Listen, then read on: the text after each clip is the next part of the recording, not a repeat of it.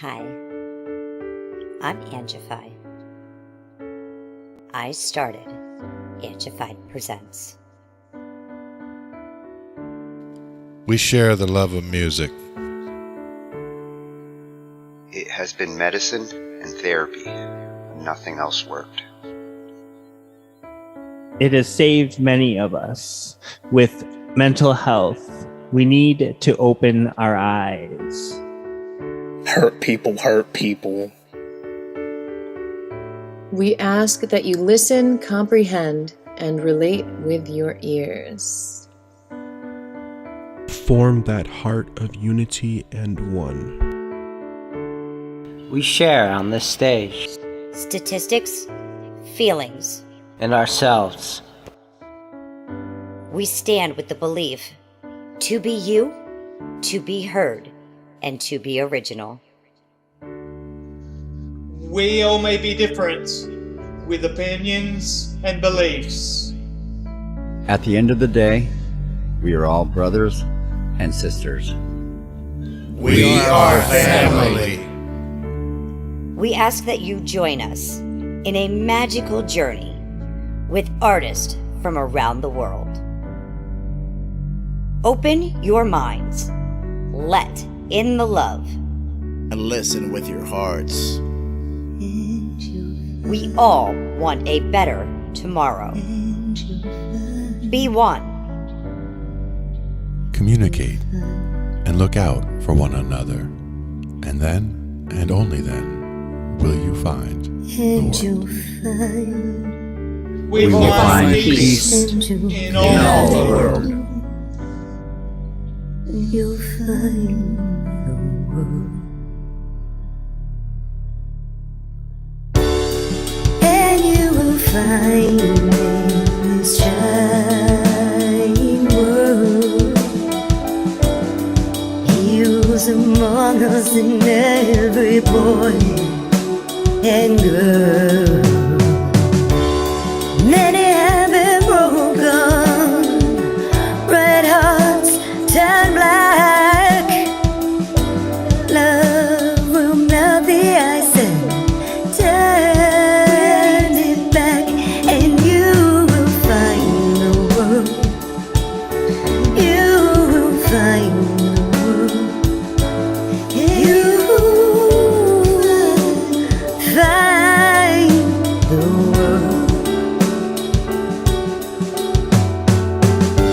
And when you find a place called home,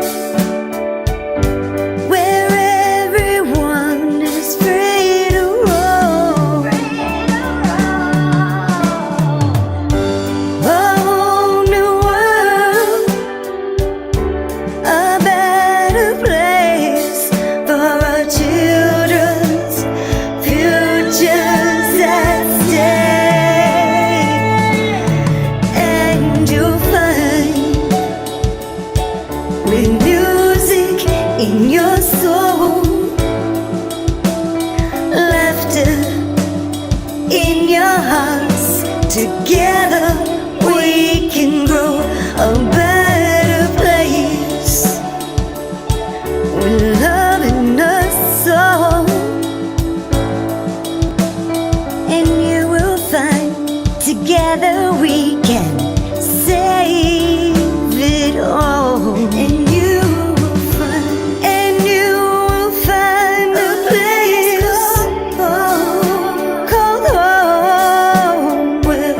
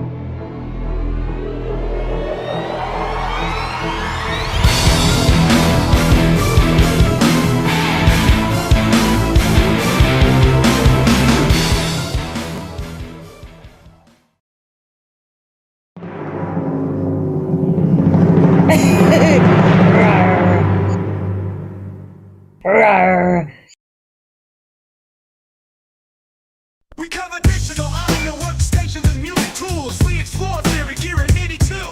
How to arrange, compose, and the art of arranging. Taking a look at AI and how the times have changed. On a PC or a Mac and even with a mobile device, we'll be talking about it all every Thursday night. From software to plugins and synths that entice. Dive deep into tech and let creativity take flight. Talkin Shhh I.T.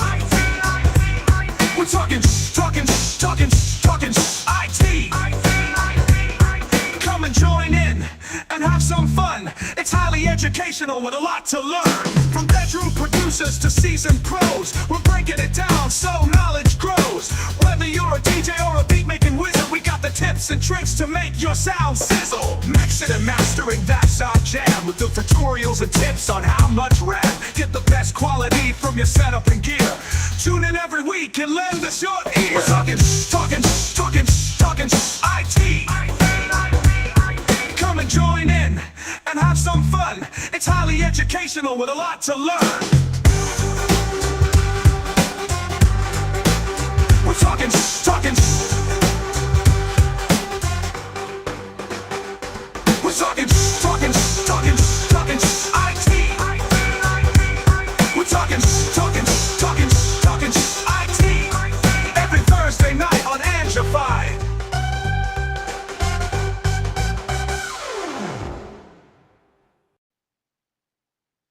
Oh, we're highly educational. With a lot to learn. There he is. It's all about the time. Let me flip around and look you in the eye. There you are. I was wondering where you went. Well, we're back from a little hiatus. We're finishing up the WAG Saturday nights, our WAG 10-year reunion jam night. We got some WAG alumni and some of the contestants from the summer series, all making some jam tracks for final hurrah. Nice. It's time. WAG time. Yeah, and I managed to even sneak in on this round. I got Rusty and surprise guest Ange gonna be on there. Nice. Good round. Got to see how the songs come out. Yep.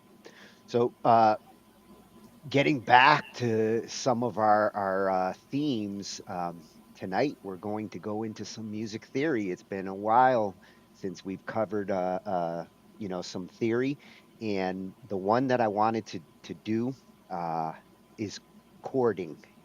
Chords. We've talked progressions and things like that on different nights, but over the last couple of years, I'm starting to realize the importance of knowing your chords as much as your scales. As I'm playing around with like these strum plugins for guitar and easy keys with the piano, knowing your chords, you can really go a long way with these arpeggiators and these strummers, and you can pretty much make nice chord arrangements and let the VSTs kind of help you to really smooth them out and make them play things that you might not know how to play directly. And the funny thing is they kind of help humanize it in terms of the sound, in terms of they can make it sound more like a human's playing it.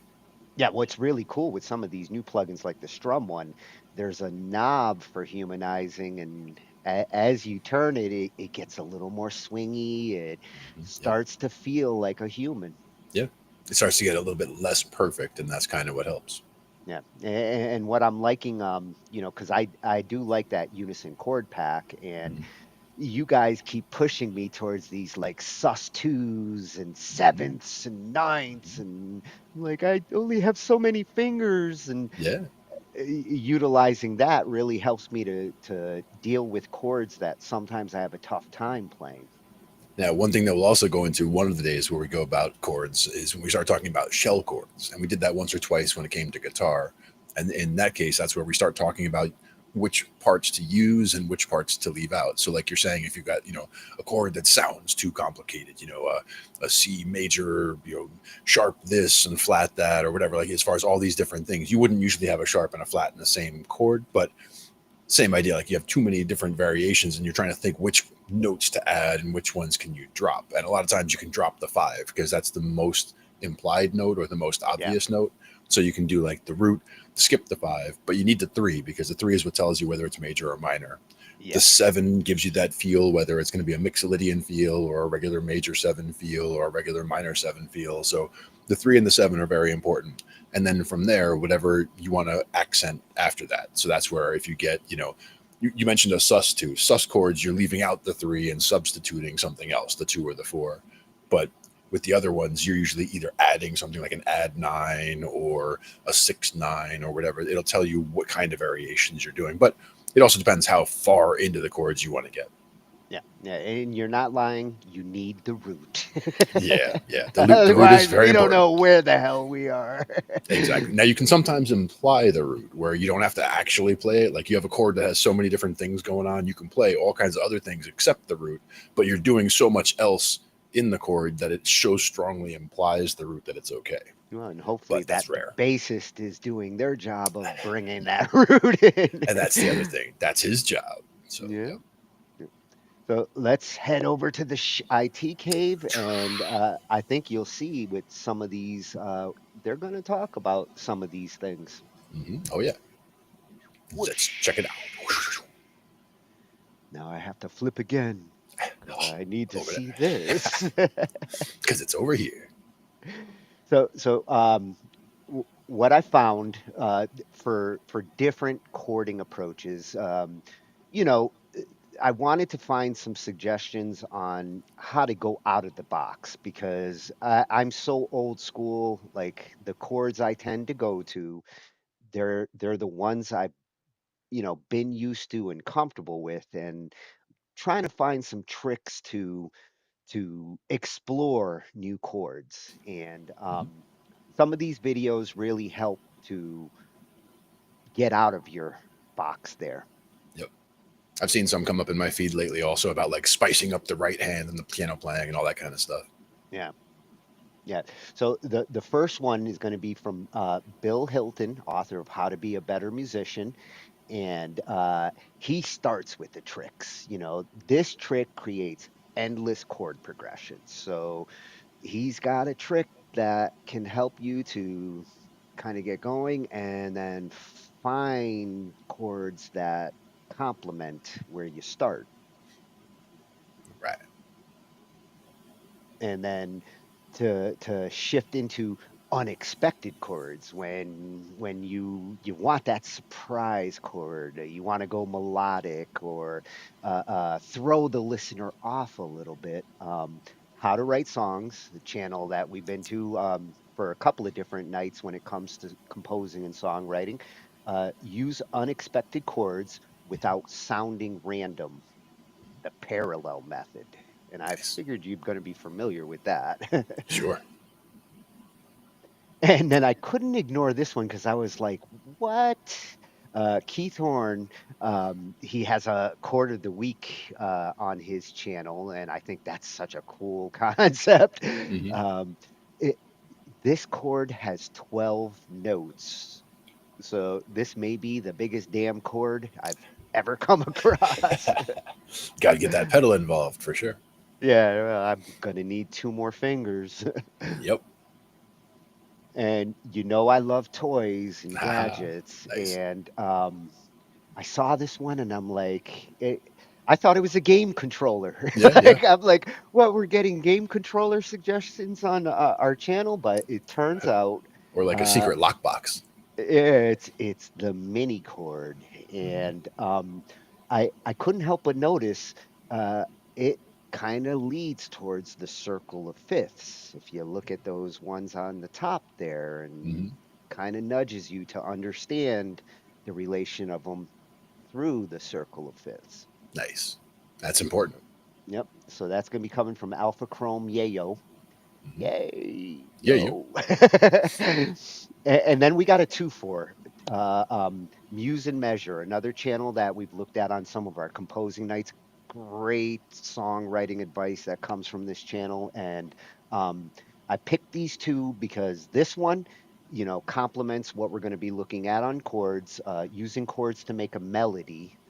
seem inevitable. Mm-hmm. And what you choose for chords tends to kind of lead the melody in certain ways, and Mm-hmm. you should be kind of writing your chords and thinking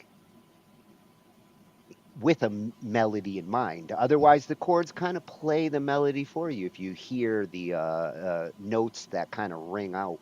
Yeah, it's about the cadence and it's about where you're going. And something like the 2-5-1 is somewhere that you're really your ear just really pulls you to that one. So if you play a 2 and a 5, you're really disappointing people if you're not playing that one. Yes, and I've been playing with that 2-5-1 in a couple of different projects, and I'm really digging starting with the Nice. two. Oh yeah, oh yeah. You get some good Santana sound with that stuff too. Yep, Starting with a yep, Dorian mode. yep. And for the final one, also from Muse and Measure, memory is your best editor in writing melodies. And I wanted to include this one because one of the toughest things I've had over more recent years is remembering my songs and Mm-hmm. remembering my ideas and getting them to stick in a way that, like, we jump from song to song these days, and it's hard to get that complete connection to a song where you memorize it and you know it the moment you start playing it. Mm-hmm. So I wanted to see what he suggests for, helping to improve ways to memorize what you're doing Sure. from a chording and a melody perspective. Mm-hmm. Some of the people I work with, for them, they swear by writing out their own charts because then you're reinforcing the memory of the song while you're writing it out, and you're also doing it in your own shorthand, and then you're reading it as well. And as you're playing it, you're kind of going over it. A couple different ways to help reinforce, but I'm sure there are others as well.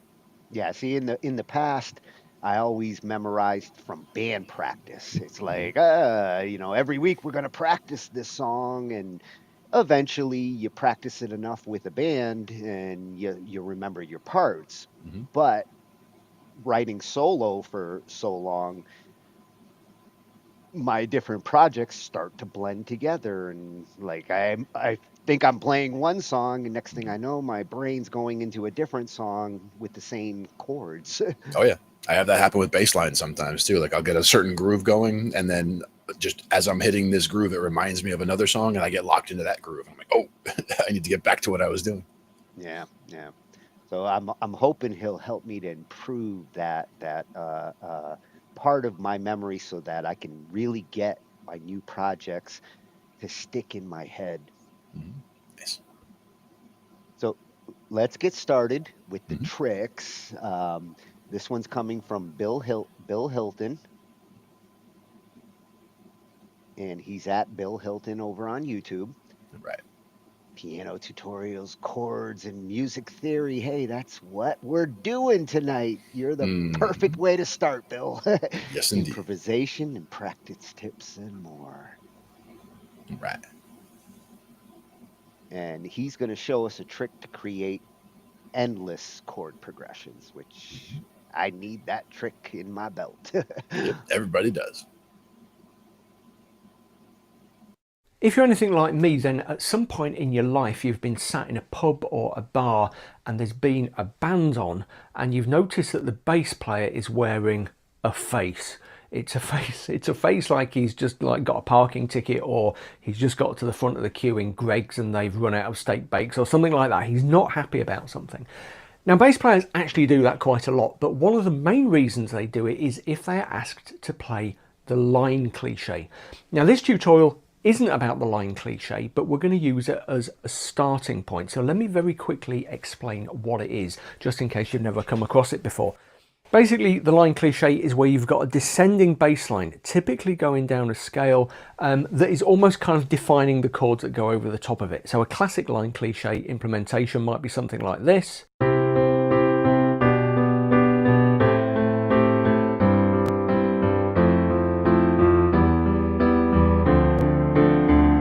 Typically they jump up to the 5th chord at the end, so you can loop them over and do all kinds of things with them.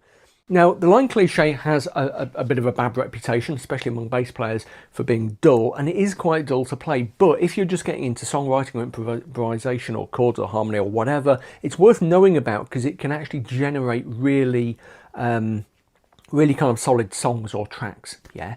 But like I said, we're not going to actually use that kind of style of line cliche today. What we're going to do is use the thinking behind it to generate some chord progressions of our own. Because if you take that basic idea of the descending bass line, you can come up with a huge number of really interesting progressions, yeah? So let me show you this progression that I came up with literally a few minutes ago, yeah, just before I started shooting this video. It's just a 4-bar loop and it goes like this.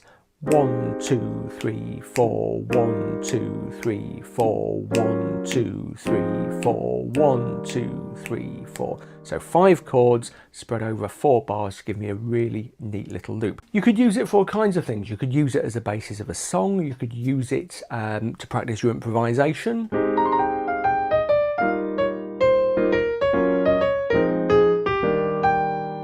Yeah, and you can create lots of different chord progressions using that technique. Let me just explain the actual kind of thought process I went through here. I literally started with a random chord, A flat major 7, and I thought to myself, what I'm going to do is try descending, at least to start with, in semitones, in half steps. So I'm going to be going A flat G, G flat F, and so on downwards. So if that's my first chord, then the next chord I need is something based on this G, and a really natural thing to go for there is that shape. So that's an E flat major chord, basic E flat major. I'm playing it in first inversion, and straight away that's giving me some really useful information because I've gone from A flat major 7 to E flat. I'm kind of getting the feeling of something that is in the key of E flat. I didn't start with a key in mind, but that sounds like a 4-1 resolution if you're familiar with the music theory. So straight away I think, right, I'm kind of in E flat here. That chord itself is it's a little bit of an awkward stretch, okay? So I'm going to reduce the stretch and also make it more interesting by playing the F instead of the G. So we're going from A flat major 7 to E flat add 9. Okay, my next note I know is G flat, which doesn't appear in the key of E flat major. So I know this is going to be a non-diatonic chord. It's not one of the chords that I can naturally grow out of the E flat major scale. Don't worry too much if you don't know all of this music theory, by the way. Just kind of roll with it for now, and I'll talk about some stuff you can do later. So a natural chord for me to grow off there, and again I'm kind of in black note territory, so I'm going to go for that G flat major 7. That is, if you're familiar with the terminology, that is what we would call a chromatic mediant chord in the key of E flat. I'm not going to hang around on that chord for long. I'm going to go straight down to my next chord on F. A really natural chord to go for there is F minor 7.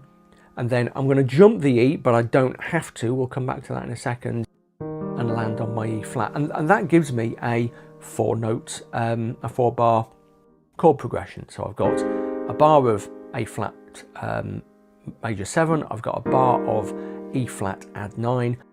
2 beats of my G flat major 7. 2 beats of my F minor 7. And then a full bar of that. I've done that not by applying lots of kind of theoretical thinking. I've just kind of felt my way because I'm really familiar with the scales of E flat and A flat major and that kind of thing.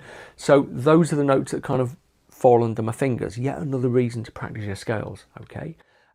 What about that missing E? I could very easily drop a passing chord in there. I could drop quite a cool passing chord in there, which would be E7, which seems very remote from the key of E flat major, but it's a brilliant substitute for the 5 chord in E flat major. So that would be B flat or B flat 7, and that's what we call a tritone substitution for the B flat 7. Okay, so from the well, let's go from the top. I've got my A flat, down to my E flat add 9, down to my G flat major 7, F minor 7, E7, E flat 7.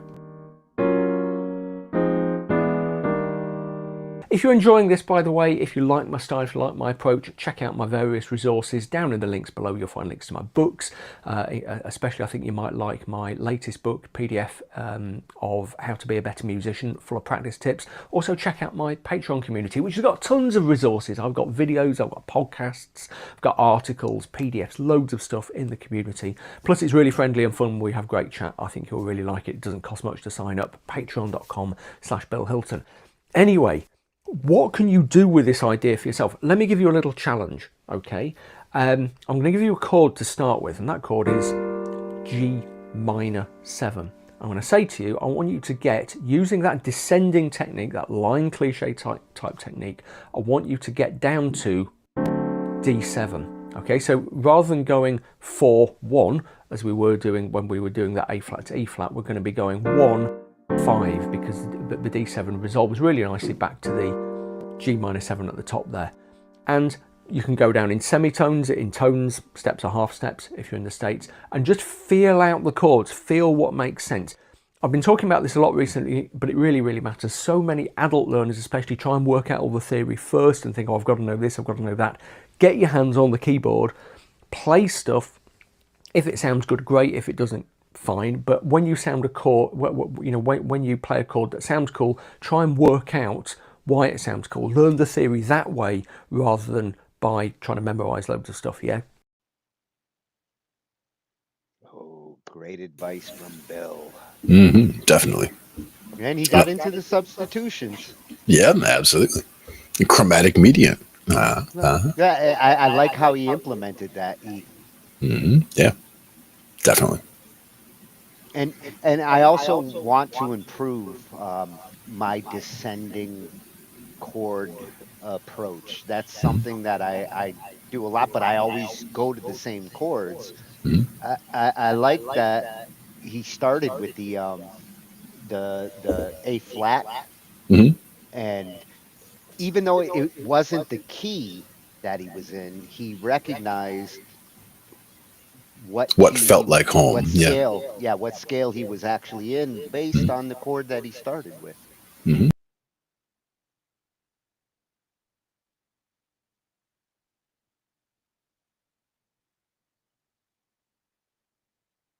Oh, did we get a blip?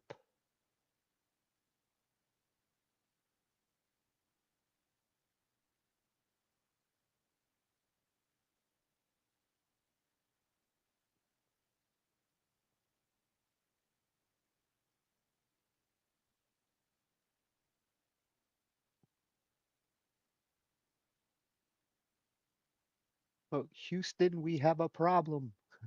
Earth calling Glenn.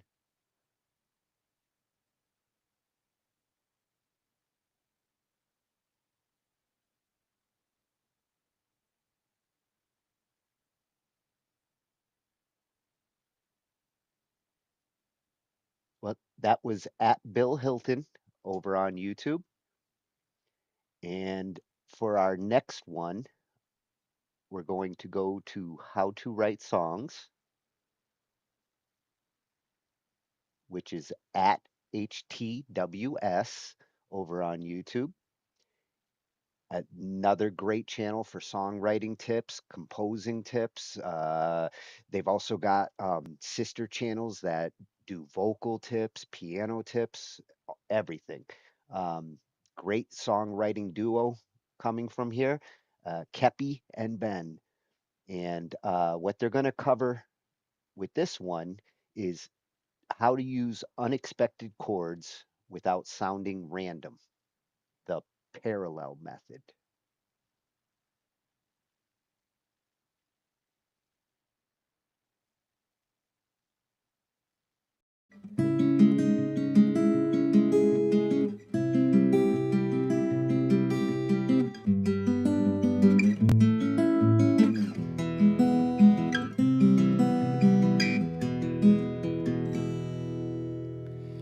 In every key, there are 7 chords, chords that belong together, sound good together. But there is a world beyond those diatonic chord groupings, a world that is full of iconic songs, timeless compositions, and arguably some of the most beautiful, intriguing, and captivating music.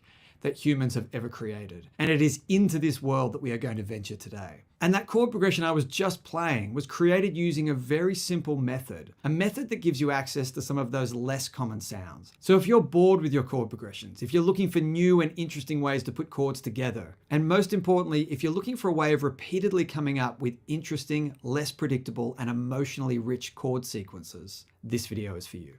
So the method we'll be using today is called the parallel method, and that name comes from the term parallel modulation, which is a particular method for changing key throughout a song, and it's often used to create contrast between sections. However, the way we're going to use it today is a little bit different. What I'm going to do is show you how to construct chord sequences at the beginning of the songwriting process. So we're going to break the parallel method down into 3 simple steps. Step 1, choose a key and lay out the chords of that key. Step 2, take the parallel key and lay out the chords of that key. And then step 3, start creating sequences using chords from both keys. So let's pick the key of G to work with. Now, step 1, lay out the chords in the key of G. And the key of G has the chords G, A minor, B minor, C, D, E minor, F sharp diminished. And if you're not sure which chords belong to each key, I've created a free PDF mapping out all 12 keys and the chords in each of those keys. And this will be a handy reference as we move deeper into this parallel process. So if you're interested, you'll find the link below. So we've got our chords in the key of G. The second step is to take the parallel key and lay out its chords. Now, if we're working in the key of G, the parallel key is G minor. And this is the way it works for any key. If we're in the key of C, the parallel is C minor. If we're in the key of A flat, the parallel is A flat minor. And again, just to make it easier for you, in that free PDF, I've actually laid out these parallel pairings so you can quickly see the two side by side. So our parallel key is G minor. And in the key of G minor, we have G minor, A diminished, B flat, C minor, D minor, E flat, and F. So now we can quickly move on to step 3 and start creating some chord sequences with this parallel system, because we now have these 2 keys laid out alongside each other, in parallel to each other. And it is from this expanded set of chords that we can now start creating our chord progression. And a really nice way to start is to create a 4-chord progression, moving back and forth between the 2 keys. So the template we might begin with is 1 chord from G major, 1 chord from G minor, 1 chord from G major, 1 chord from G minor, alternating back and forth between the 2.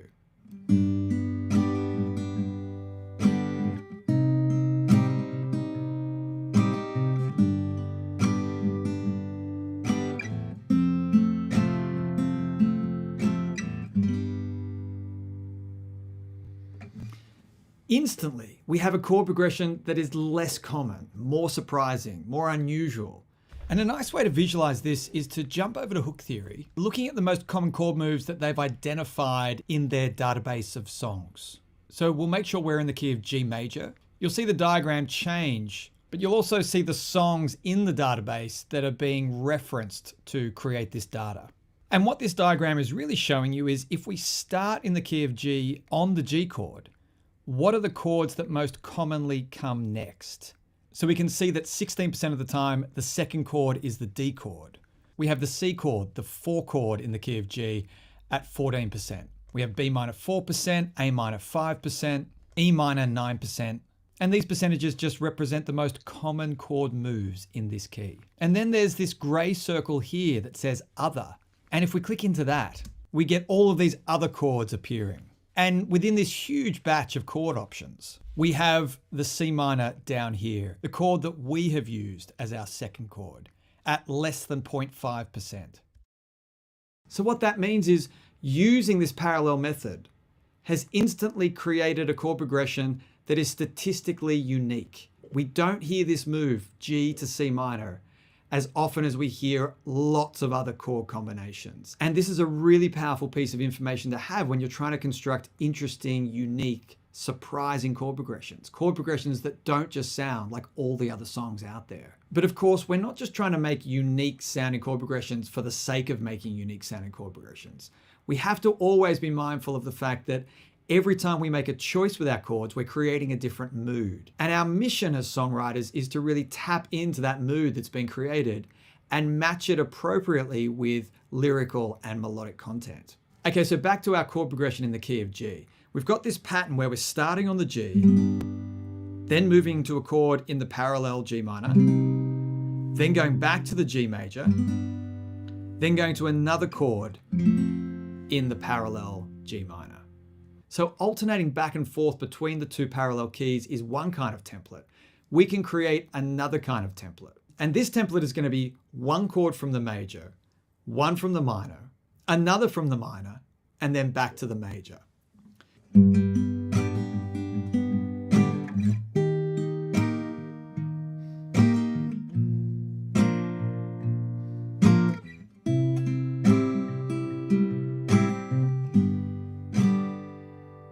Or maybe we could do this one.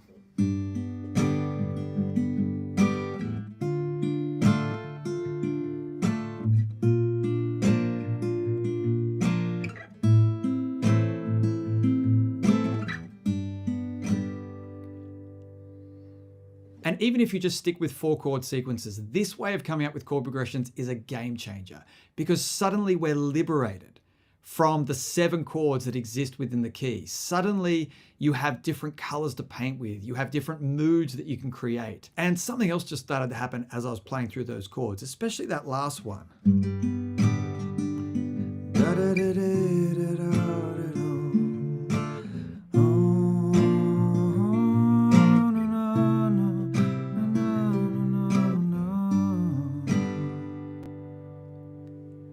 Suddenly, melodies are starting to emerge from this process. And this is another magical thing about the parallel method. You're not just creating interesting chord progressions. You're creating a situation where you feel empowered and inspired to come up with some beautiful melodies. And they're beautiful because they have these little elements of surprise embedded in them, because they're emerging from these unique chord combinations. And what this parallel method is really doing is introducing some ambiguity into the musical equation, sonic ambiguity.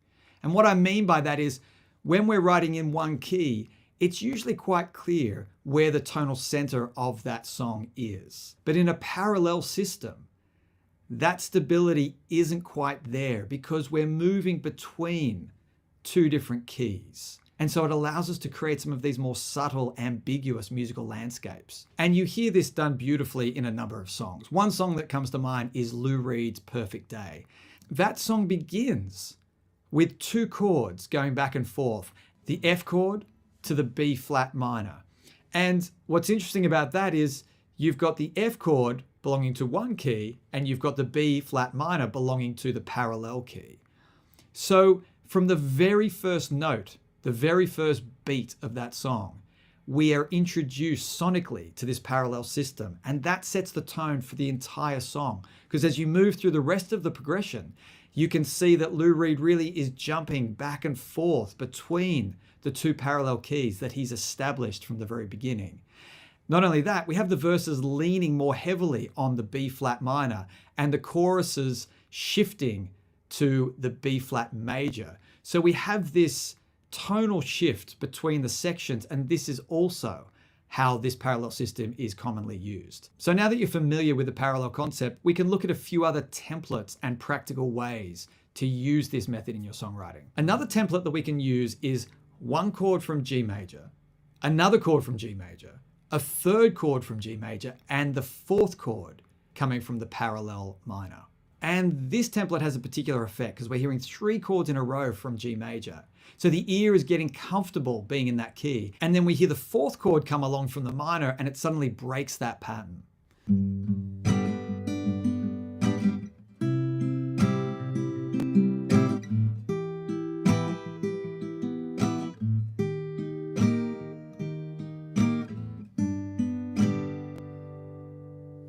And that kind of sequence works really well as a loop. But another way of using this technique is to delay the introduction of that parallel minor even further, which really enhances the impact of it when it finally arrives. And it also allows us to pivot the chord progression in a different direction.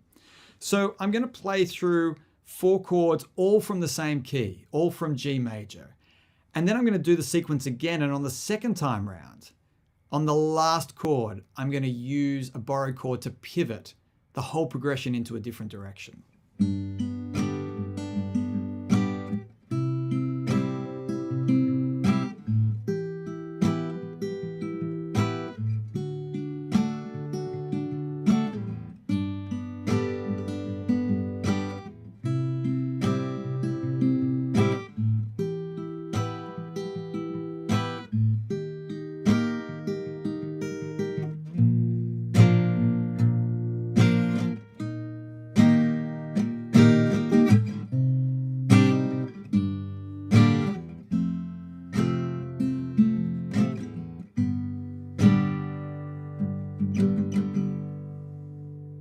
And now it feels like we're starting to think in terms of sections. So we're creating one mood or one tonal center for one section and then shifting the tonal center and shifting the mood in the next section. And this again is really powerful if you're writing your song and looking for contrast between your sections, or looking to take your listener on a particular journey, or looking to support a narrative twist or a change of direction in your lyrics. Whatever the reason, having this parallel method really explodes the options available to you so you can make deliberate choices when writing your songs. Remember, that free downloadable PDF has all of these parallel pairings laid out for you so you can start experimenting with your own combinations of chords. And please post in the comments any interesting chord progressions or combinations you come up with. I'd love to see them. I'd love to play through them and try them out. And happy songwriting. Bye.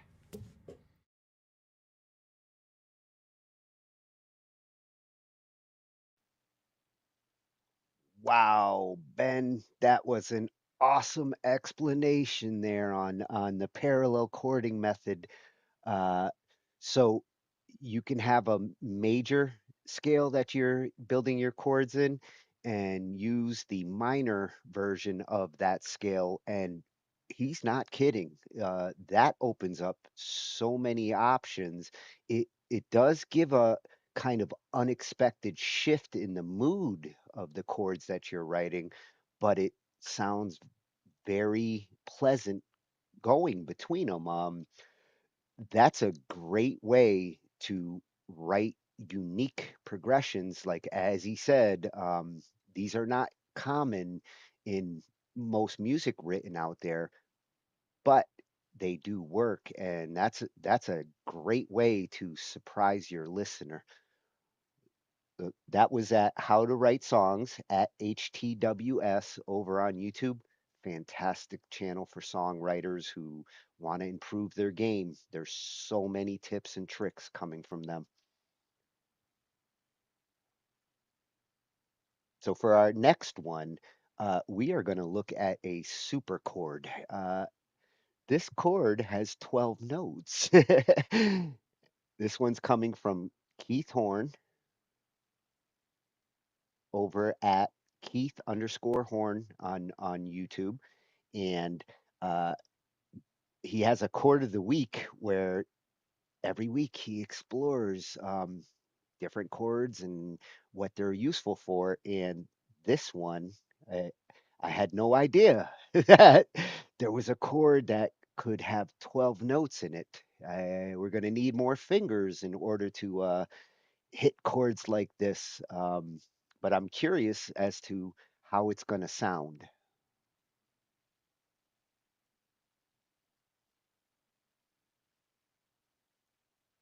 This is a 12-tone chord by Alban Berg. Welcome to Keith Horn's Chord of the Week. Alban Berg was a student of the great Arnold Schoenberg in the early 20th century, and I know some of you are going to disagree with the word great, but I think Schoenberg is great. And along with Anton Webern, these three Austrian composers eventually became known as the Second Viennese School. And what sets them apart from their predecessors is their extreme chromaticism and eventually their adoption of the serialistic 12-tone technique in which all 12 chromatic tones are treated equally. In 1912, Berg wrote his Fünf Orchesterlieder, or 5 orchestral songs, the third of which is called Beyond the Boundaries of the Universe, and it starts with this chord. It contains all 12 chromatic pitches, and here they are.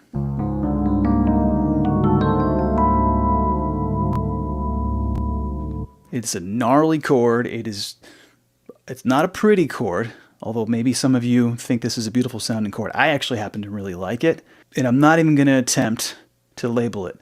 In my own mind, I see patterns. So there's a fifth here, there's a fourth here, there's a triad here, there's a diminished triad here, and there's a Viennese trichord up here.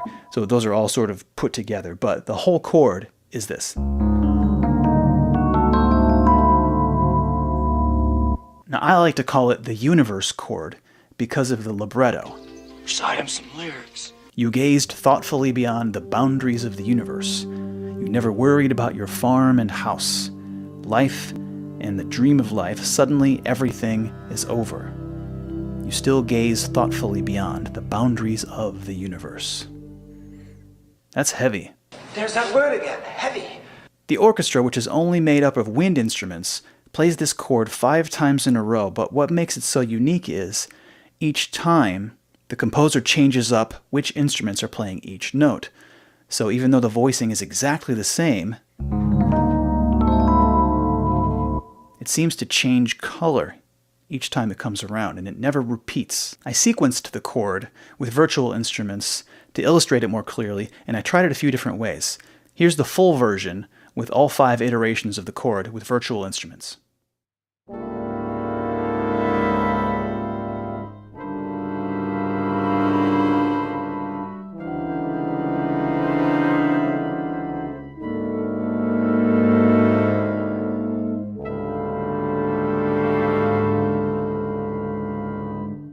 Then I isolated the woodwinds only, which is 8 instruments, then the brass only, which is the other 4. Just to listen to it.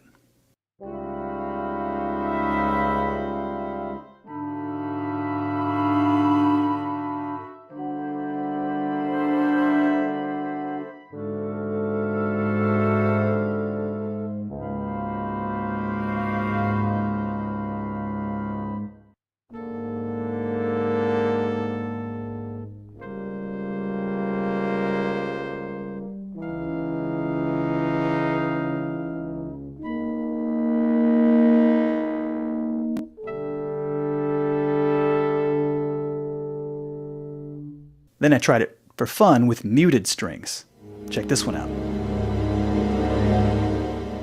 I love that one. And because I love the percussion section, I grew up a percussionist and a guitar player, and I played marimba for many years. I thought I'd try it for tuned percussion, and that one sounds like this. Nice!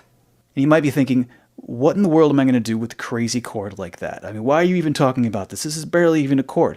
Well, I did something with it. Check it out.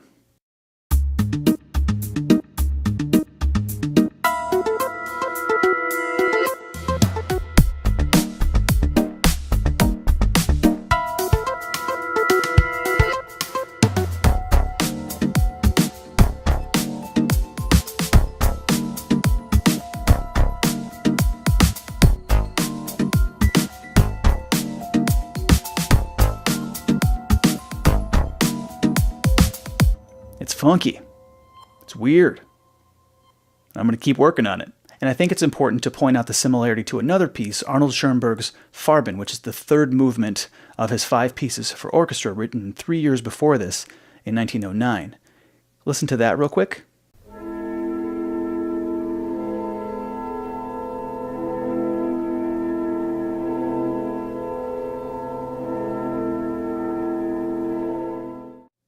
It's the same thing where the chord repeats over and over again without changing, but the distribution of the notes across the orchestra, that's what changes, and the colors shift. The tone colors shift. Around 1911, Schoenberg coined the term Klangfarben melody, or sound color melody. It's a technique that treats timbre or tone color as its own fundamental element that's independent from melody, from harmony, from rhythm. And both of these pieces use this technique, and it creates this, it's more of a sound effect really. It just kind of shifts and morphs the sound in a similar way that like light slowly shifts from one thing to another. Berg composed 5 orchestral songs at the very end of his 7 years of studying with Arnold Schoenberg, and the effect of those years really shows in his work. The music of Schoenberg changed dramatically in the first decade of the 20th century. Early on, it was more romantic leaning and kind of Wagnerian, and eventually it became this pure atonal chromaticism. And his top 2 students, Berg and Webern, had a front row seat to that process. So by the beginning of the 1910s, these 3 guys were starting a revolution in music. A 12-tone, serialistic, dodecaphonic revolution. Whether that revolution succeeded or not is another discussion, but it sounded something like this. Yeah, who this? This piece, yo, who this? Yo, who this? Who this? Oh, who this? This is IT. Wow, Keith, that is a very cool chord. the mystery and the drama that it brings. I feel like I would hear in like, you know, old school mystery or detective thriller where it's like who done it, and that chord gives a perfect way to give that like suspenseful feeling of the mystery has been solved. I love the idea of this chord. I'm working on a horror movie with some friends, and this kind of chord could fit really well into that. I think for composers out there looking for something a little different on the chording side, that's one they should know about. That was at Keith underscore Horn over on YouTube. And check out his chord of the week. If the other ones are as interesting as this, you're going to find a lot of different flavors each week there. So our next video, we're going to get into a gadget here. I love my gadgets, and this one is a small little music theory in a what looks like a game controller almost. Um, if you look at the top, the the chords that it starts with up on the top follow the circle of fifths, and if you're ever dealing with chords in theory, the circle of fifths is a good thing to drill into your brain. And I think a little tool like this could come in real handy for phrasing out your chords and coming up with your progressions. This one's going to be coming from Alpha Chrome Yayo over on YouTube. And it does look like he experiments with all sorts of cool little toys here. So I will be back to see what gadgets and cool things he has found. One of our freshy channels of the week. But let's take a look at the mini chord and why he loves it, and you might too.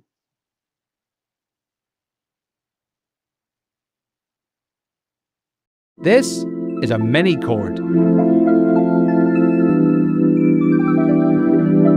It's a very special instrument and I love it to bits. So I'll tell you a bit more about it, show you how to play it, and I'll also teach you how to make this cool, juicy Y2K style translucent enclosure.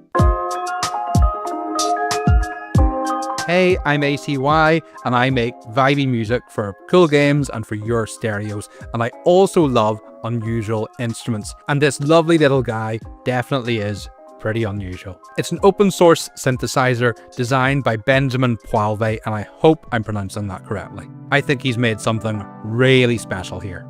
Now, if you're at all familiar with Suzuki's legendary Omnichord range, you'll notice some immediate similarities here. It's pretty clear where the mini chord takes its inspiration. Both allow chord progressions to be played and kind of magically strummed using a series of buttons and a special strip. But this is not a simple rip-off. The mini chord is very much its own instrument with its own set of cool features and quirks and an incredibly charming, warm sound. First, let's take a look at the basic functions. On the left here, we've got 3 rows of buttons, each corresponding to a chord. Up top, major chords, and in the middle it's minor, and 7ths on the bottom. This little button here gives sharps. You can also combine buttons, and if you dig even deeper, we've got stuff like augmented chords and alternate root notes, which is really nice. But where it gets really fun is with this bit here. So we can hold down a chord, and then we can strum it a bit like a guitar or a harp. And then if we tap this, we can also hear the individual notes in the chord, or maybe more likely a couple of notes together, because it's small and my hands are big. It's really easy to just pick up and play, and I love that sense of immediacy, and straight out of the box it sounds awesome. Here's a thing I recorded like 5 minutes after the delivery driver dropped it off.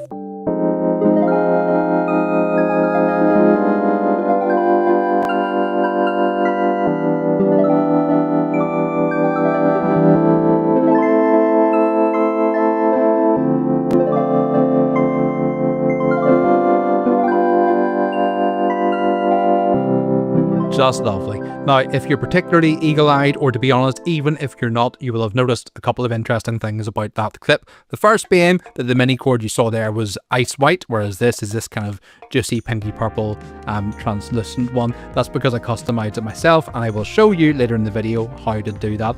The white still looks great, but when I realized this was an option, I had to have it. The second thing you might have noticed is that even though I was holding down the chord buttons, only some of the time the chords were ringing throughout without me necessarily having to have the button pressed in. That's because we have a hold function here, which is super handy and much appreciated.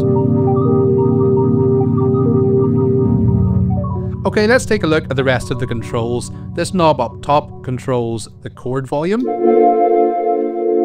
I'll show you that hold function as well.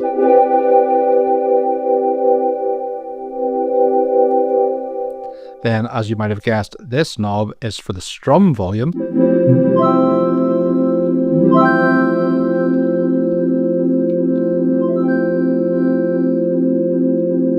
Now, I'm using the word strum, but in the manual they call this, I think, the touch zone. And let me tell you, baby, these sounds are touching me in all the right places. The next knob down here is for effects.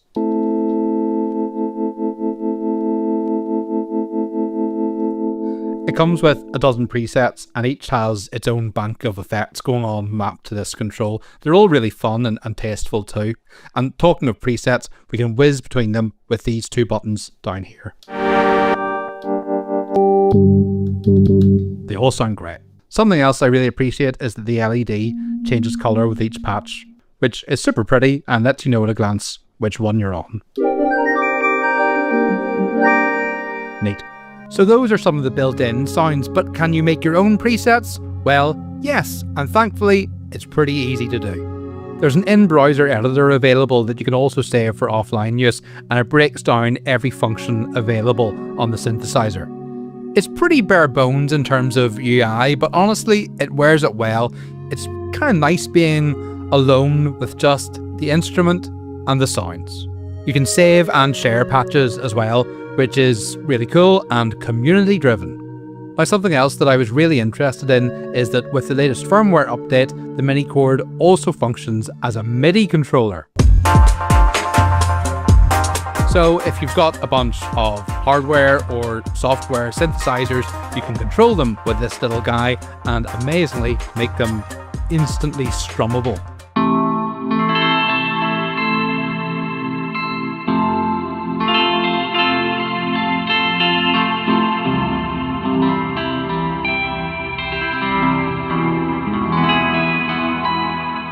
In that clip you just saw, I had the mini chord buttoned up to Omnisphere for a kind of lap steel type of sound, and something else I really love attaching it to is my beloved Roland JV 1080. It's fun and inspiring, and it kind of makes you think a bit differently about the sounds that you're using. And to be honest, that element of musical lateral thinking is maybe one of my favourite things about this instrument. It even runs right down to the design of it. You might notice that the chords are laid out in a somewhat unusual way, running F, C, G, D, A, E, B. Now when I first got it, I'll admit that seemed a little strange to me, and I originally planned on reprogramming it and moving the keycaps over so it was a more traditional chromatic layout. But honestly, I like this way better. It gets you out of your own head somehow and encourages playful experimentation. Combined with the fact that everything is so immediate, it's great just to kind of sit down with, switch off your theory brain for a minute and just get a bit weird.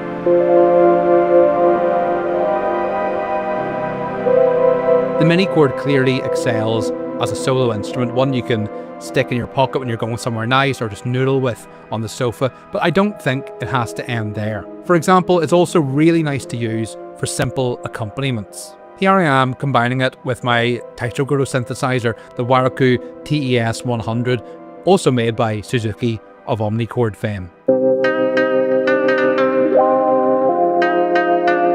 It's loads of fun, and of course when it comes to using it in full tracks, the possibilities are endless.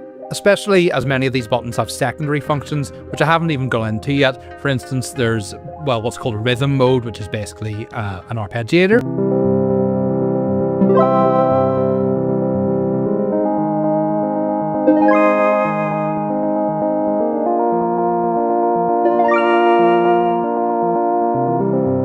and there are ways of playing more complex chord structures.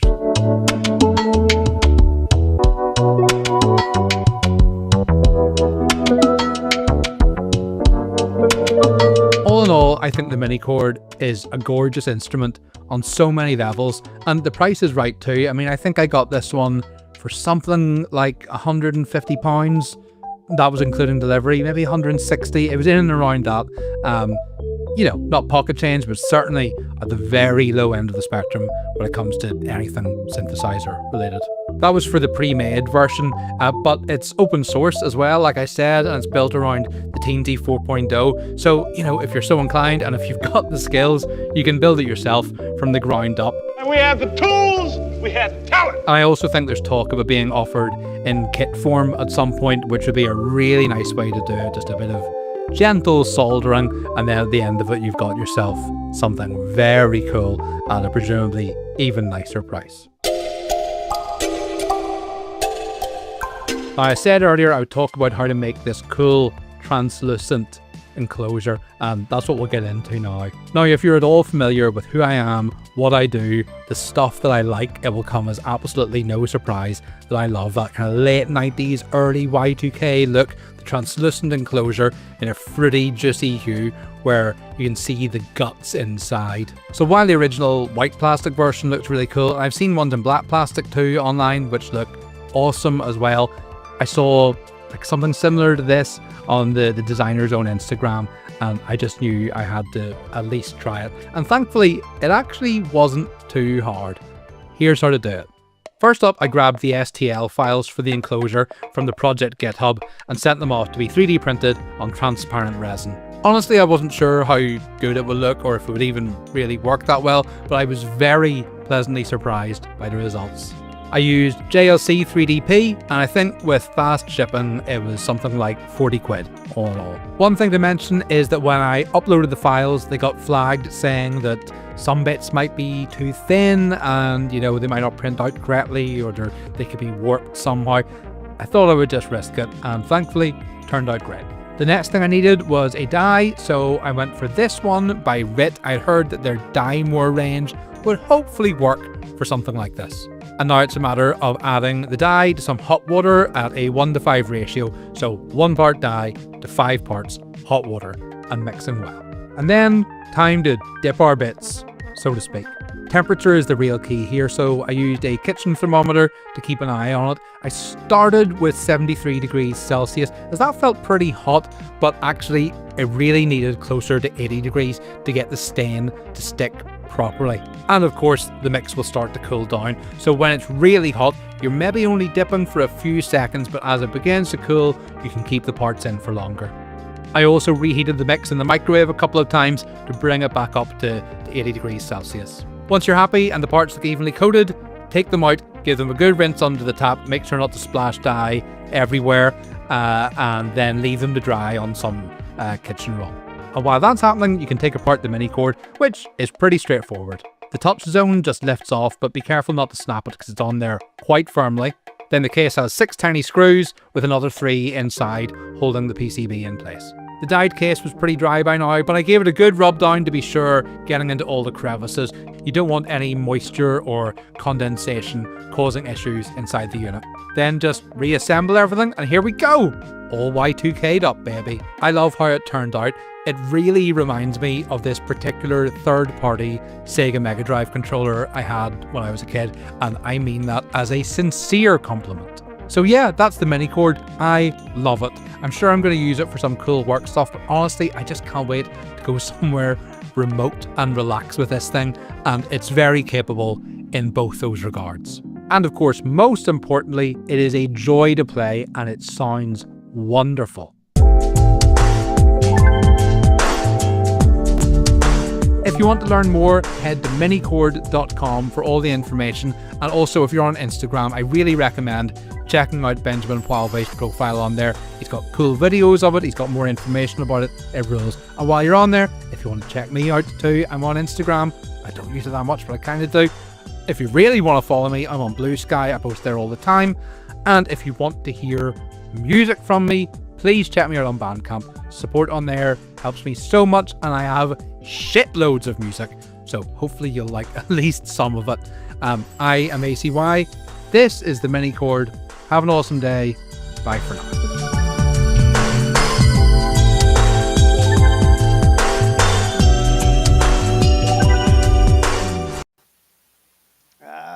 ACY over at Alpha Chrome Yayo. Yeah. We got Glenn's attention back. Internet decided to say no to me for a while. Oh, I thought these tips just blew your socks off and took your internet with you. It blew the internet socks off, so I don't know. But I'm back. Well, that was a cool little musical device. I would love to see something like that get included with like game consoles for like, musical games and things. Oh yeah. This would complement like those Guitar Hero types of games and other things where rather than focusing on, the timing on a neck, focusing on chords and actual progressions. It's a nifty little device. Yeah. And I like the whole, the new enclosure he built for it. That was very cool. Yeah, being able to customize it like that, that's also kind of cool. And he gave a great review on it. I was asking in the middle of it, this is really cool, but does it do MIDI? And sure enough, he answered my question. Thank you, ACY. Exactly. Just the information you needed. Yeah, and not while it was playing, I went and searched, and it's not on the cheap side, but it's like he said, it's not on the expensive side either. If you were to buy, say, like one of the like synthesizers that start in that price range, that might come with some of these features, but it's very intuitive the way you approach it with this, and every one of those buttons is useful on it. This is the kind of toy that I would love in my stocking, Santa. Like the world's smallest accordion, right? Yeah. Nice. Yeah, I love the idea of a musical instrument that looks like a game controller. So do I. I actually had, we talked about it at one point. It was a guitar controller, and you would strum, and the spot where you're strumming was like nylon strings, but they were not under the right tension, so they wouldn't sound like notes when you're hitting them. And on the neck, you're actually just hitting buttons. So it's like when you hit this button and you strum, it'll register that note, So it was kind of, sort of, almost towards the guitar end of a toy, but it was definitely much more of a toy. Yeah, well, this one, it's so small and compact. I mean, it seems like it's more useful for like writing the ambient style paddings and layers that you would want to add behind your music. But I could see someone on the stage like rocking one of these. To me, I think the idea is more even songwriting, just like having a whole entire chord library at your fingertips where, when you get comfortable with, like you were saying, all the different add substitutions, you don't have to worry about, oh, is it a black note on this one or a white note or whatever. You're just, which buttons to hit on the little thing to say, okay, this one is an add 9 and this one is a flat 7 or whatever. And you can make all the chords you want. And then when you get the sound that you want, then you get it written out, and now you can orchestrate it on whatever instrumentation you want. But this is just to get the ideas out, or to see, explore different, chord types at your fingertips. And I like that, like, you really can't mess up with the approach that they take. It puts you in the right chords for relative to the other ones that you're playing in, and over time, even if you're not big on the theory side, you start to learn the theory. Your ear will start to learn. If you've got these tools, it'll help you to develop your theory as well. Yeah, I like it. So it's not just fun; it's educational. Not just a toy. So now we're getting down to our twofer. I grabbed 2 from Muse and Measure for tonight, and the first one, is focused more on the chord side, everything that we looked at. This is at Muse Measure over on YouTube, and lots of great songwriting, composing advice on this channel. It's one that we've looked at on our other theory nights and songwriting nights. And for this one, he's going to talk about using chords to make a melody seem inevitable. So I'm kind of curious as to what he means by inevitable. You know, like making a chord that it makes you expect something, and that's exactly the kind of thing I'm trying to get better at with my progressions. You know, whether you're trying to build up suspense or leading to resolution, and thinking in terms of melody, what's going on with these chords.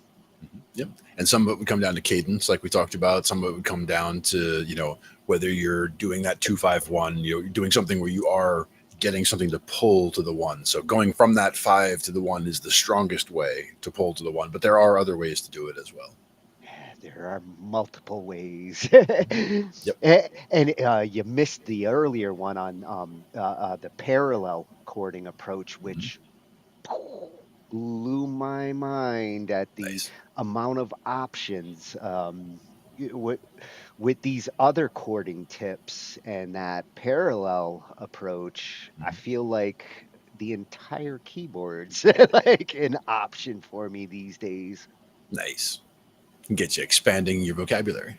Oh, and wait till I show you that 12-note chord, because that had some cool stuff. You're gonna like that one. Nice. All right. So let's see how using chords to make a melody seem inevitable, what kind of approach he takes here. And right there, he's talking about the plagal cadence right there in the thumbnail. Yeah, I particularly put it there because I was like, Glenn's gonna notice that. Yes, indeed. See, I the know 4 to the 1. Greetings, fellow songwriters and seekers, and welcome back to Muse and Measure. If you haven't done so yet, please hit the subscribe button down below over there. So we've been talking about inevitable melodies, melodies that just feel like they have to go where they go, and they just sound like something that's familiar, even though they might be brand new to us. We can kind of anticipate where they're going to go. The surprises delight us, and then they resolve into something that feels like returning home. That's what an inevitable melody. I want to talk today about a little bit about how the chords and the harmony help support that. So there are in traditional, what we call classical music, but it's really Western art music. Classical's kind of a specific period of European art music. There's the use of what are called cadences. And cadences just mean how a phrase ends. So the standard one, probably the most common one, is what's called an authentic cadence, which is just the 5 chord. So if I'm in the key of C, the 5 chord would be C, D, E, F, G, would be G. So at the end of a authentic cadence, you have the 5 going to the 1. That's a common one. So if you want your melody to sound inevitable, at the very end, you want the second to the last chord to be the 5 chord, and then the final chord to be the 1 chord, whatever key you're in, doesn't matter. Now, that's even the case in minor. So they will make the if the 1 chord is a minor, they will make the 5 chord major so that it can have that strong pull back to 1. So this authentic cadence even works in minor keys, going from the 5 to the 1. But the 5 is a major chord and the 1 is a minor. The other common harmonic progression is what's called the plagal cadence, and you might know it as Amen. So that's another way of having, which is a little less strong of an inevitable ending. Doesn't have that same weight of 5 to 1, but it also has a very strong resolution. The 4 of the plagal cadence really wants to go to the 1. So yeah, so plagal cadence is the 4 chord going to the 1 chord. And what the Beatles did very often was they did 4, then 4 minor to 1. Making all our nowhere plans for nobody. So plagal with a little minor added into there. And then, so these all give us the sense of inevitability. So at the end of our phrases, we can either go from 5 to 1 or 4 to 1. Sometimes, though, we want to have a surprise. And so the last cadence that I'll tell you about is called the deceptive cadence. So you're playing along. There's the 5, and we feel like it wants to go to 1, but you do something different. You do some kind of surprise. So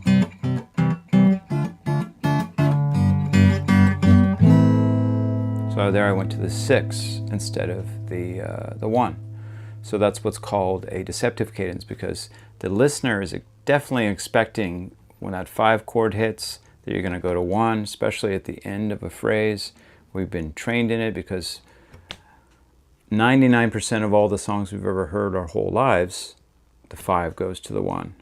But in this case, because of our expectation, we are going to be surprised. So that's why it's called deceptive, because it deceives us. It tricks us into thinking that, oh, it's about to go to the 1. Nope, it's going to the 6. So once again, so here's 1 chord, 2 chord, 5 chord. Can even make it a dominant chord, a 7th chord, to really pull that it really wants to go to the 1, but I'm not giving you the 1, I'm giving you the 6. So that's a fun thing to do, to play with the listener's expectations with those cadences.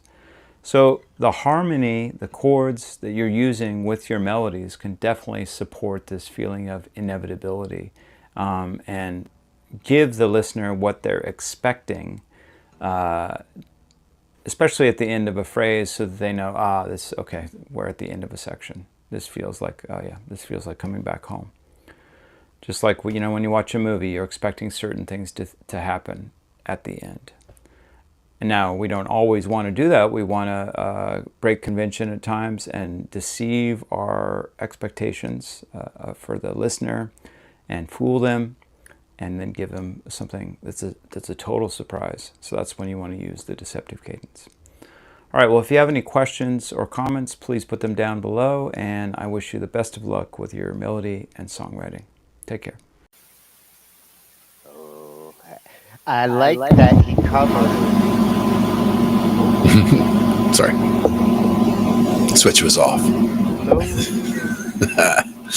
I like that he covered both the inevitable resolution approach, which is the most common approach. It's what most music is built off of, but then he complemented it with the deceptive approach. I like the plagal. Yeah, definitely. And anytime you can always throw in that 6 instead of the 1, you're getting that minor feel. Feels a little different than what you're expecting.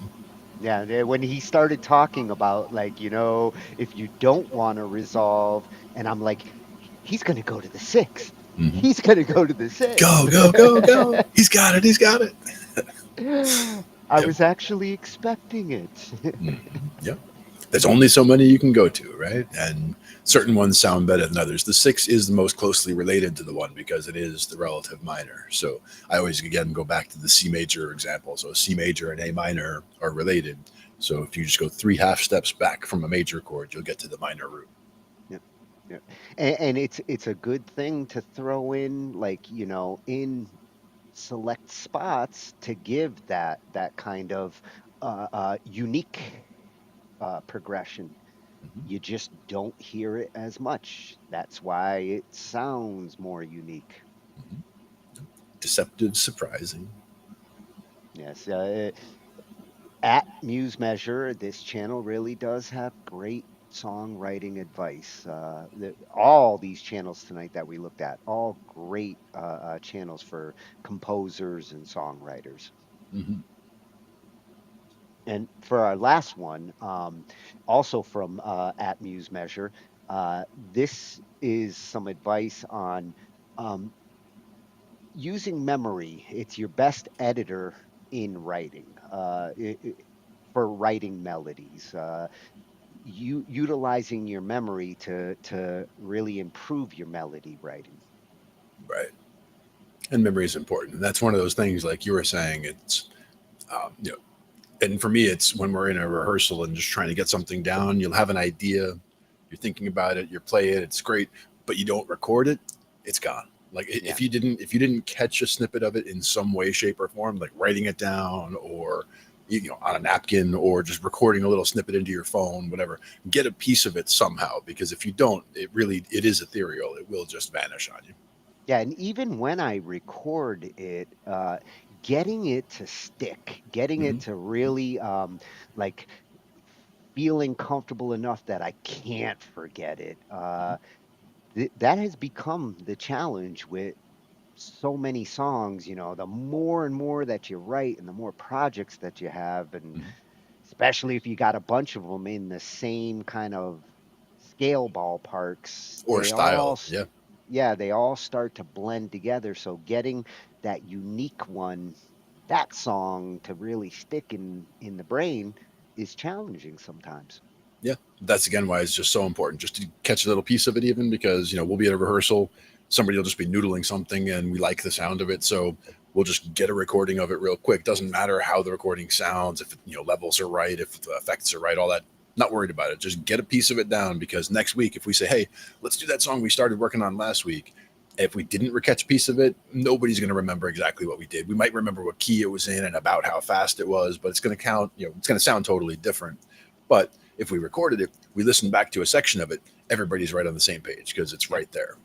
Yeah, that's why I loved recording band practices, because between the next practice, I'm listening to that last practice every day and reinforcing it until the next time we get together. Exactly. So let's see how to improve our memory. All right. Greetings, fellow songwriters and seekers, and welcome back to Muse and Measure. I'm wearing a suit today because I've returned to work. My long and glorious sabbatical has ended, and I'm back to the joys of teaching. Although I felt like I did get to keep up my teaching chops through this YouTube channel, and I want to especially thank all of you who've commented and sent questions. That's meant so much to me, and even negative or criticisms that people have sent me have helped me so much in this process, and I really am very grateful to you for that. So please keep those questions and comments coming. Thank you all for of those of you who just subscribed as well, and if you haven't subscribed yet, just click that button down below. I'd really appreciate it. I just want to give you a quick little melody hack that I've learned recently, and I would tell you the source, but I've heard it from so many different places that I feel like it's just kind of out there, so I won't bother with that. But if you know of a particular person who came up with this, please put it down in the comments and I'll be sure to credit them. But basically it's using your memory and your forgetting as well to kind of cut the fat out of a melody. There's this old kind of a beat slogan, vividness is self-selecting, which means that we remember what we remember.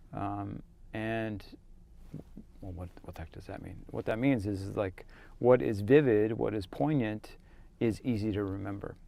And what is not, what is kind of inconsequential or doesn't resonate with us, has no emotional connection with our experience, that just goes by the wayside. So we can use that as a tool for kind of just letting melodies edit themselves through the natural mental processes of pruning and myelination. So if you know a little bit of neurology like I do, I very little. Basically when you sleep, your brain prunes the connections between synapses that it deems unimportant, and it puts this coating called myelin on connections that it deems as important. And that myelin is like a coating, just like a electrical cable has coating on it. It speeds up and makes the signal move much quicker and much more efficiently. So the way you do it is you come up with a melody, you improvise it, or maybe you just, take a 5 minutes, but you just don't want to spend too much time on it, because remember, this is not the editing process. We're going to let the mind's forgetting and remembering functions do the editing for us. So you just come up with a little melody. Let me just improvise one real quick. Dee, dee, dee, dee, dee, dee, dee. Do do do do do do do do do do do do do do do woo. Okay, so whatever that was. What you do next, well, actually, let me give you a note. You want to avoid any of the fancy singing techniques. So like vibrato. Vibrato is like, ah. This is not a singing performance you're doing, so you can skip the vibrato. Any bends that you might normally do, you don't need those.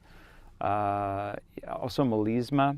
Melisma is when you sing more than one note per syllable. So if I have Mary had a little lamb, right, however many syllables that is, I'll just take Mary. So melisma, instead of just going Mary, you would add a whole bunch of other notes. Mary.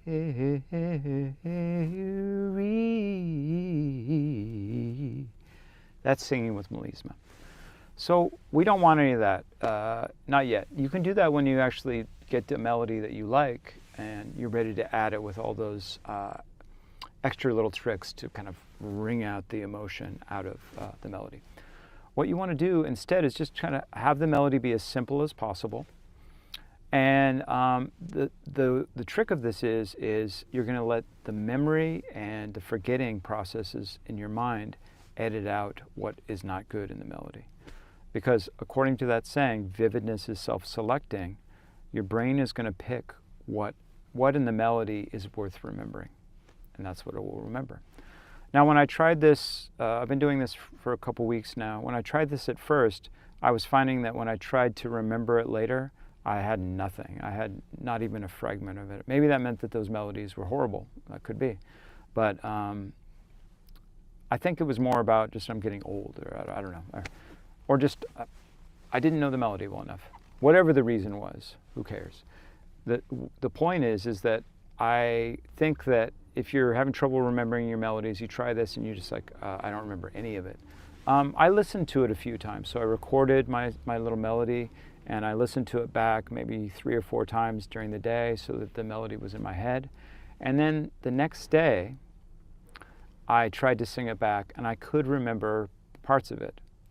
So the idea behind this is that you're going to sing this little melody and maybe you just listen to it a couple times just so you have something to latch on. So you're telling your brain that you do want to remember it, but that you don't want to listen to it too much because you don't want to memorize it.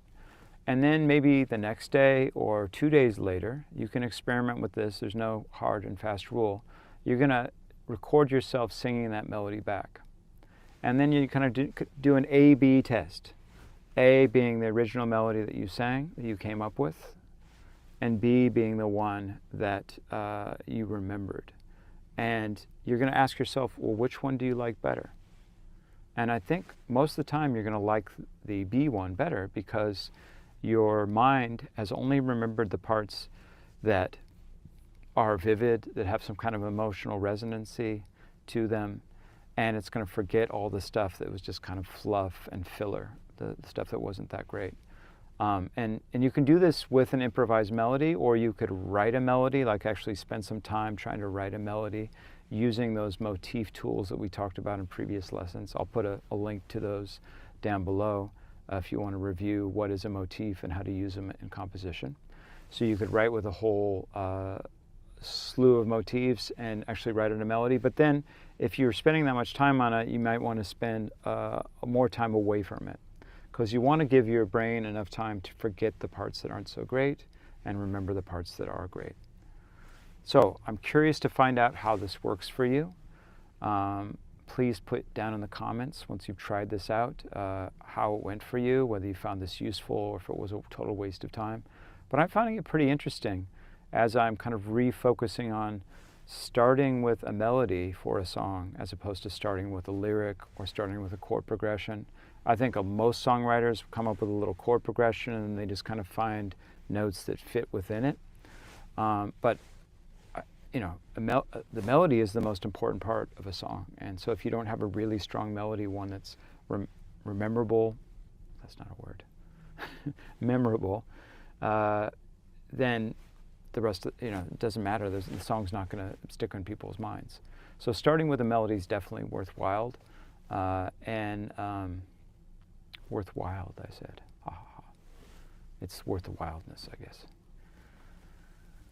See, drainingness of work and teaching makes the mind go a little bit slower.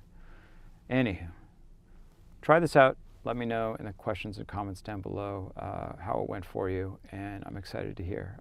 I'll report back how it goes for me as well. All right, until next time, best of luck with your singing and melody making and your spiritual practice. Take care. Oh, literally food for thought. Yep.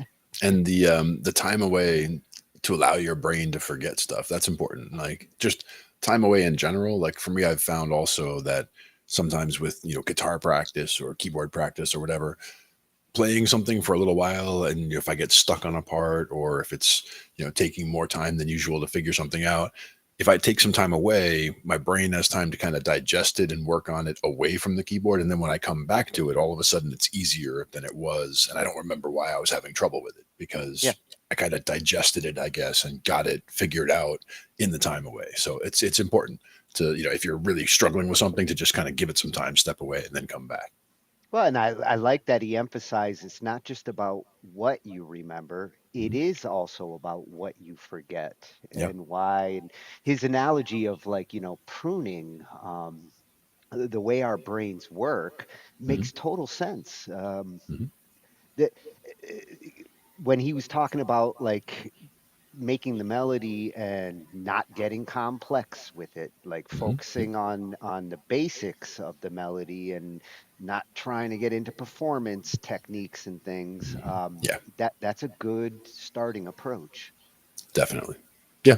And that's a great, because again, a lot of times people do get too tied up in listening to the effects on the vocal because they like the way it sounds, this and that. And that's important for the end result, but not for when you're trying to just put it together in the first place. Yeah, when you're trying to build it from the ground up, the tree doesn't just pop up out of nowhere. It takes time. Exactly. No, good stuff though. It's no wonder his teachings on YouTube are so good. He plays a teacher by day, and he's like the Batman of songwriters at night. To the Bat Cave. At Muse Measure over on YouTube. Another channel tonight. We had great channels for songwriters. All you aspiring songwriters, composers, every one of these channels is a useful resource to improve on those skills. Yep.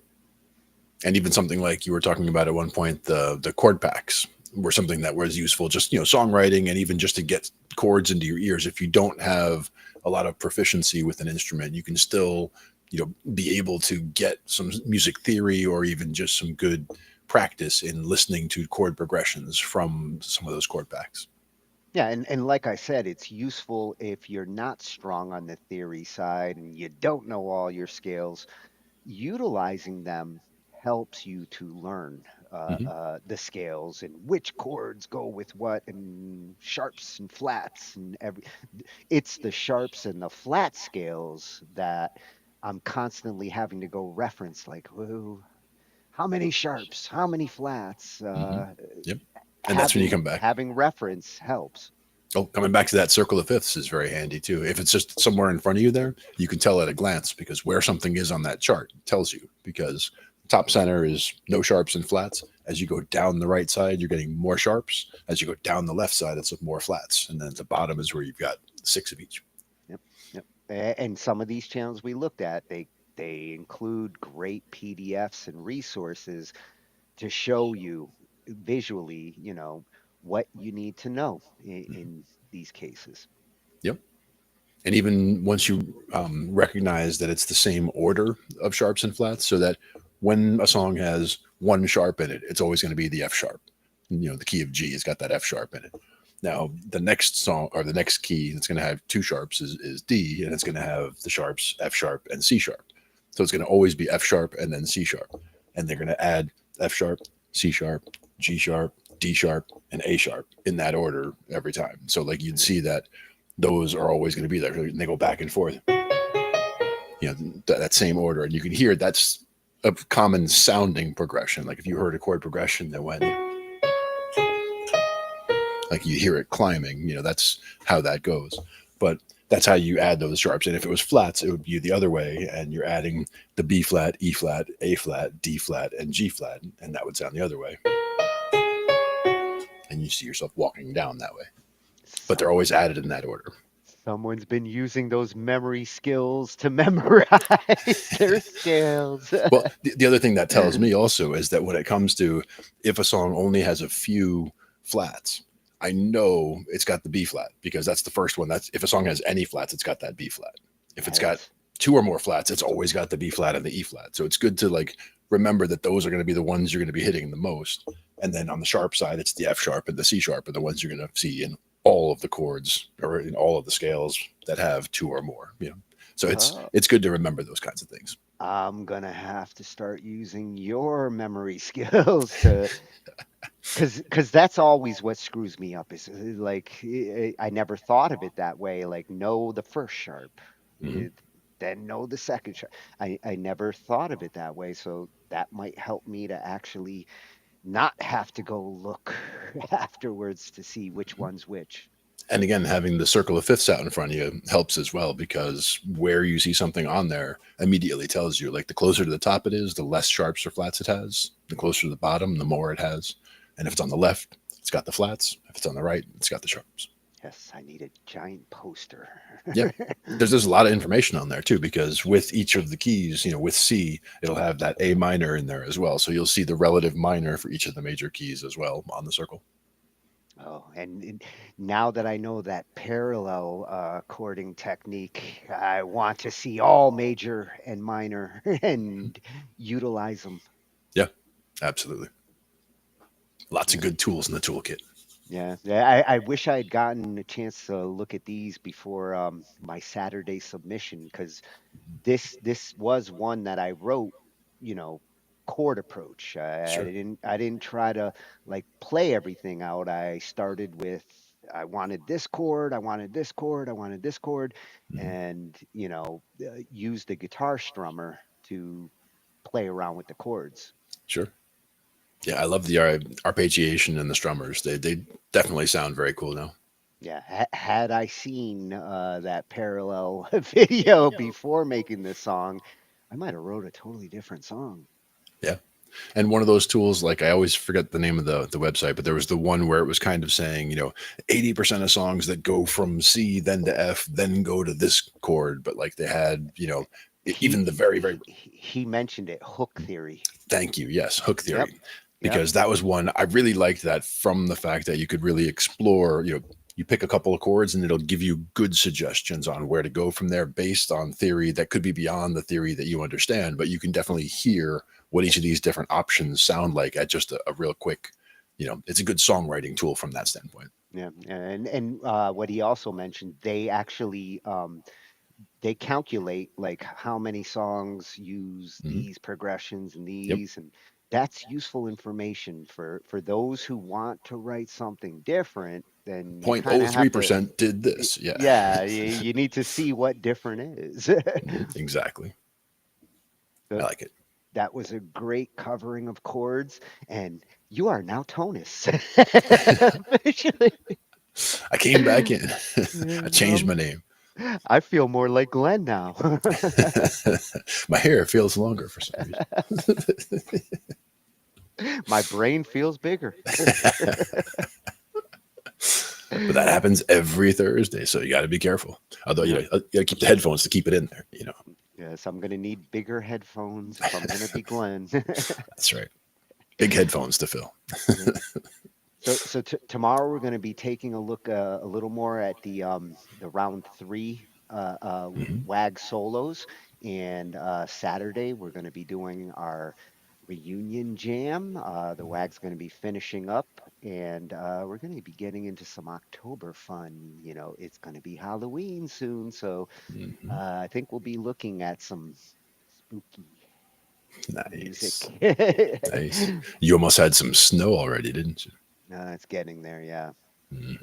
Speaking of started spooky the music, fire. yeah, there you go. The stove. We had a gig. What was it? Last weekend, I think it was. It was basically a Halloween themed show. So the whole set list was just all kinds of spooky songs and all that kind of stuff. So it's like I got a shot of the set list so I could look over it later. Yeah, the Monster Mash better be in there, otherwise Oh, yeah. it's not complete. Gotta have the Monster Mash. There's all kinds of good stuff in there. I mean, one that I expected to find in there, of course, was Spooky, which is one that I like a lot. Yeah. One of my favorites. All right. Well, we're going to get spooky and we'll see you next Thursday. Tune in tomorrow night. You'll see the complete round 3 submissions, the scores, and getting ready to show you round 4 next week. Nice. Getting right to it. Can't wait to see you. Yep, there's some great stuff in this one. Mm-hmm. And until then, everybody keep learning, because you got to learn, share it with everybody. Just do it. Shh. IT. Be quiet. Yeah. See you guys next time. Night, everyone. We cover digital audio workstations and music tools. We explore theory, gear, and MIDI too. How to arrange, compose, and the art of arranging. Taking a look at AI and how the times have changed. On a PC or a Mac and even with a mobile device, we'll be talking about it all every Thursday night. From software to plugins and synths that entice. Dive deep into tech and let creativity take flight. Talkin IT. We're talking IT. Come and join in and have some fun. It's highly educational with a lot to learn. From bedroom producers to seasoned pros, we're breaking it down so knowledge grows. Whether you're a DJ or a beat-making wizard, we got the tips and tricks to make your sound sizzle. Mixing and mastering, that's our jam. With the tutorials and tips on how much RAM. Get the best quality from your setup and gear. Tune in every week and lend us your ear. We're talking IT. Come and join in and have some fun. It's highly educational with a lot to learn. We're talking